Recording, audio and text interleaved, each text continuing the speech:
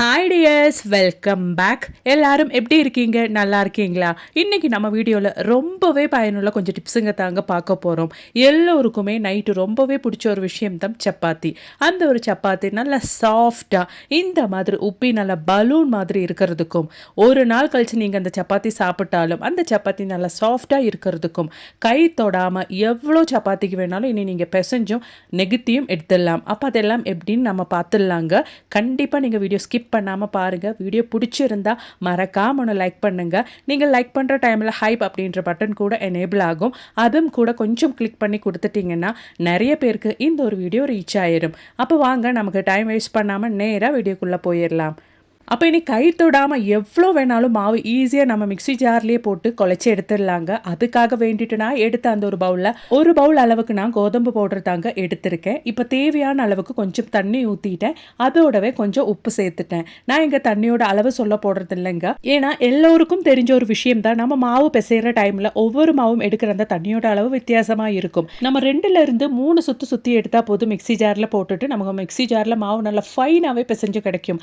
நான் இடையில ஒரு 2-3 ஸ்பூன் தண்ணி கூட ஊற்றிட்டு இருந்தேங்க. அப்போ தான் எனக்கு இந்த அளவுக்கு பிசைஞ்சு கிடச்சிருக்கு. இப்போ நமக்கு குழச்சி எடுத்த அந்த ஒரு மாவு நான் ஒரு பாத்திரத்துக்கு ட்ரான்ஸ்ஃபர் பண்ணுறேங்க. பாருங்கள், உங்களுக்கு பார்த்தாலே தெரியும் கையால் குழச்சா எவ்வளோ சாஃப்டாக இருக்குமோ அதை விட நல்ல ஃபைன் சாஃப்டாகவே ஆயிடுச்சு என்னோடது மாவு. மிக்ஸி ஜாரில் கூட பாருங்கள், அவ்வளோ மாவு ஒன்றும் வேஸ்ட்டும் ஆகலை. நமக்கு உங்களுக்கு பார்த்தாலே தெரியும் நல்லா சாஃப்டாக ஆயிடுச்சு நம்மளோடது மாவு. நிறைய பேருக்கு கையால் குழச்சா கூட இவ்வளோ சாஃப்ட் வராதுங்க. கண்டிப்பாக நீங்கள் ஒரு முறையாவது இந்த மாதிரி மிக்ஸி ஜாரில் மாவு குழச்சி சப்பாத்தி சுட்டு பாருங்க, உங்களுக்கே அந்த ஒரு சேஞ்சஸ் தெரிய வரும். இப்போ நம்ம மிக்ஸி ஜாருக்குள்ள இருக்கிற அந்த மாவு கூட எப்படி நம்ம கை தொடாம அந்த மிக்ஸி ஜாருக்குள்ள இருக்கிற மாவெல்லாம் கிளீன் பண்ணி எடுக்க போறோம் அப்படின்றத பார்த்துடலாம். அதுக்காக வேண்டிட்டு கொஞ்சம் லிக்விட் டிஷ் வாஷ் போட்டுட்டு கொஞ்சம் தண்ணி ஊற்றிட்டு மிக்ஸியில் ஒரு சுற்றி எடுத்துட்டேங்க. உங்களுக்கு பார்த்தாலே தெரியும் நல்லபடியாக அந்த மிக்ஸி ஜாரில் ஒட்டி இருந்த மாவெல்லாம் க்ளீன் ஆயிருச்சு. கை தொடாமல் மிக்ஸி ஜாரும் க்ளீன் பண்ணிட்டோம். கண்டிப்பாக இந்த ஒரு மெத்தட்லேயே நீங்களும் மிக்ஸி ஜாரை க்ளீன் பண்ணிக்கோங்க. இப்போ நம்ம கை தொடாமல், அது மட்டும் இல்லைங்க, நம்ம சப்பாத்தி பாலகை சப்பாத்தி கட்டை எதுவுமே இல்லாமல் எப்படி இந்த சப்பாத்திக்கான மாவு நெகித்தி எடுக்க போகிறோம் அப்படின்றது கூட பார்த்துடலாம். அதுக்காக வேண்டிட்டு உங்ககிட்ட ஆயில் கவர் இருந்தால் அதை எடுத்துக்கோங்க. அப்படி இல்லைன்னா நம்ம இந்த மாதிரி கோதம்பு பொடி வாங்குற அந்த கவர் இருந்தால் அது கூட எடுத்துக்கோங்க. இப்போ தேவையான அளவுக்கு, ஒரு சப்பாத்திக்கு தேவையான அளவுக்கு மாவு உருட்டி எடுத்துட்டு இந்த மாதிரி அந்த ஒரு கவர் வச்சதுக்கு அப்புறமேட்டு ஒரு நல்ல ஒரு ரவுண்டான பிளேட் எடுத்து கையால் இந்த மாதிரி நீங்கள் ஒரு நல்லா ஒன்று ப்ரெஸ் பண்ணி விட்டுட்டீங்கன்னா நல்ல சாஃப்டாகவே வித்தின் மினிட்ஸில் உங்களோட சப்பாத்தி உங்களுக்கு நெகித்தி எடுக்க முடியுங்க. அதுக்காக வேண்டிட்டு நமக்கு சப்பாத்தி கட்டையும் வேண்டாம், ரோலிங் பின் எதுவுமே வேண்டாங்க. ஈஸியாகவே நம்மளோட சப்பாத்தி நல்லா ரவுண்ட் ஷேப்பாகவே நமக்கு இந்த மாதிரி கிடைக்கும்.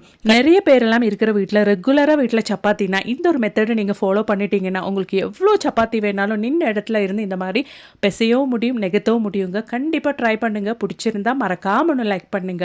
இப்போ நாம நெகத்தி எடுத்த அந்த ஒரு சப்பாத்தி நான் உங்களுக்கு சுட்டு காமிக்கிறேங்க. நிறைய பேருக்கு இருக்கிற ஒரு பிரச்சனை தான், எவ்வளோ தான் சாஃப்டாக மாவு குழச்சி எடுத்தாலும் அது கரெக்டாக சுட்டு எடுக்காமல் சப்பாத்தி ரொம்ப ஹார்டாக ஆயிடுது அப்படின்றது. அந்த மாதிரி இல்லாமல் இந்த மாதிரி நீங்கள் சப்பாத்தி போட்டதுக்கு அப்புறமேட்டு 2 சைடும் இந்த மாதிரி நல்லா உப்பி வருங்க. அந்த மாதிரி உப்பி வர டைமில் நீங்கள் இந்த மாதிரி திருப்பி போட்டுட்டிங்கன்னா உங்களுக்கு கரெக்டாக இருக்கும்.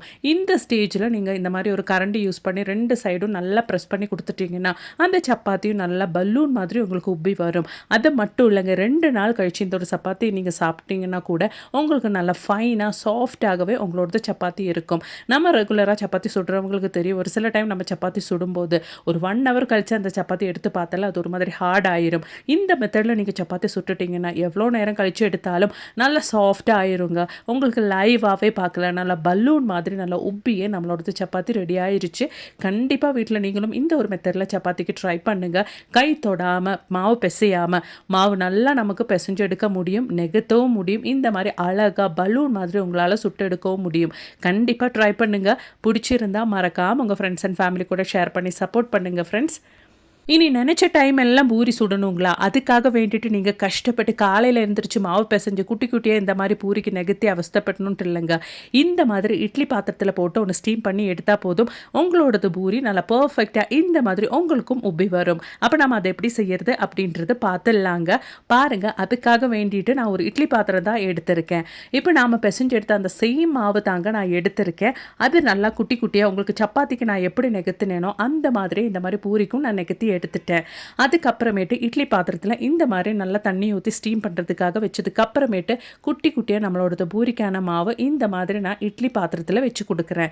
ஒரு 5 நிமிஷம் டைமுக்கு நல்லா அந்த இட்லி பாத்திரத்தில் இருக்கிற தண்ணி கொதி வந்து நல்லா ஆவி பட்டா போதுங்க. நல்லா சூடு பண்ணி நீங்கள் இந்த ஒரு மாவு பூரிக்கான மாவு நீங்கள் ரெடி பண்ணி எடுத்துட்டிங்கன்னா, அதாவது அந்த பூரிக்கான மாவில் சின்னதாக ஒரு பபிள்ஸ் வந்தால் போதுங்க. எவ்வளோ பூரிக்கான மாவாக இருந்தாலும் அழகாக நீங்கள் இந்த மாதிரி ஸ்டீம் பண்ணி எடுத்துட்டிங்கன்னா நீங்கள் நினச்ச டைம்லலாம் உங்களுக்கு ஈஸியாக பூரி சுட்டு எடுக்க முடியும்.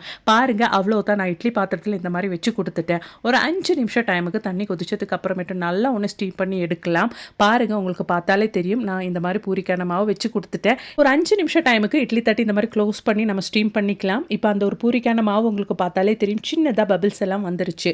இப்போ நம்ம இது நல்லா ஆறினதுக்கு அப்புறமேட்டு உங்களுக்கு எவ்வளோ ஆனாலும் பூரி இந்த மாதிரி நெகத்திட்டு நீங்கள் ஸ்டீம் பண்ணி எடுத்துட்டு இந்த மாதிரி நல்லா சூடு ஆறினதுக்கு அப்புறமேட்டு ஒரு டைட்டான கண்டெய்னரில் நீங்கள் போட்டு வச்சுட்டிங்கன்னா, ஃப்ரிட்ஜில் ஸ்டோர் பண்ணி வச்சுட்டிங்கன்னா, உங்களுக்கு எப்பப்பெல்லாம் பூரி சுட்டு சாப்பிடணும்னு தோணுதோ அந்த டைமெல்லாம் நீங்கள் ஈஸியாக எடுத்து எண்ணெயில் போட்டு பொரித்து பூரி சுட்டு சாப்பிட்டுடலாம்.